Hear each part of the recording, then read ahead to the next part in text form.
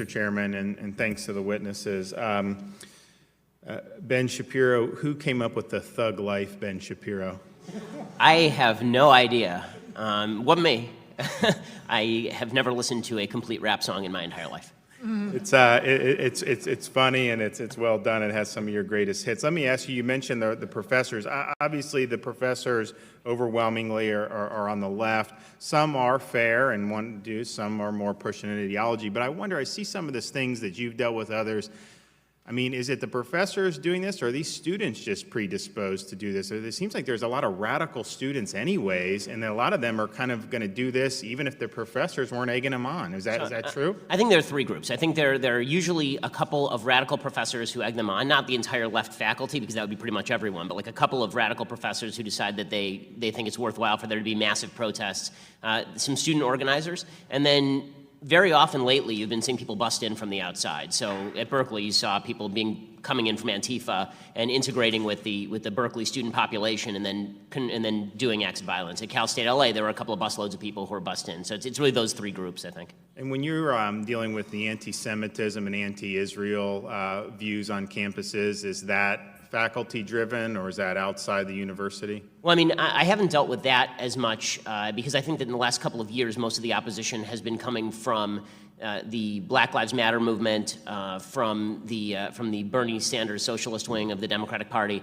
It hasn't been coming too much from the Israel stuff, because I don't speak about the Israel stuff all that often on campus. But I mean, the BDS, I know for a lot of Jewish students on campus, it's very uncomfortable because there are a lot of professors who support boycott, divestment, sanctions from Israel and activate their students to do the same.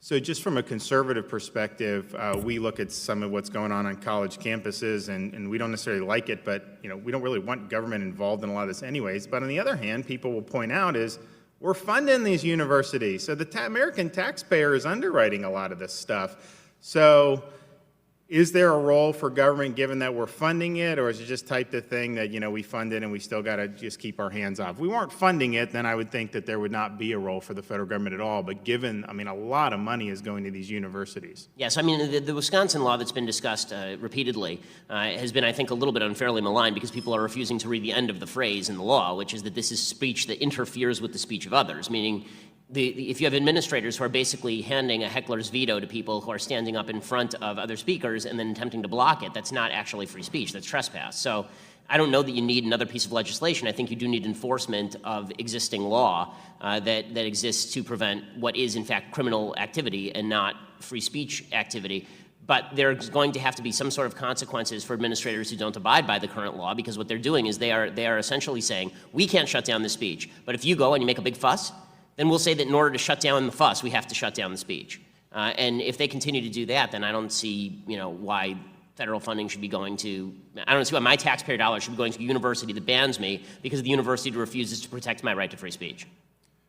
That's a good point. Now, you talked about the hierarchy of based on identity in terms of who does, and like a white male would be at the bottom kind of deal, but how honest is even that standard applied? Because like somebody like a Justice Clarence Thomas, who obviously has a very compelling background, how would he be received at these universities in terms of his story, given that he's a constitutional originalist? Jason Riley from the Wall Street Journal. It's obviously the intersectionality in that philosophy is a stand-in for hardcore leftism.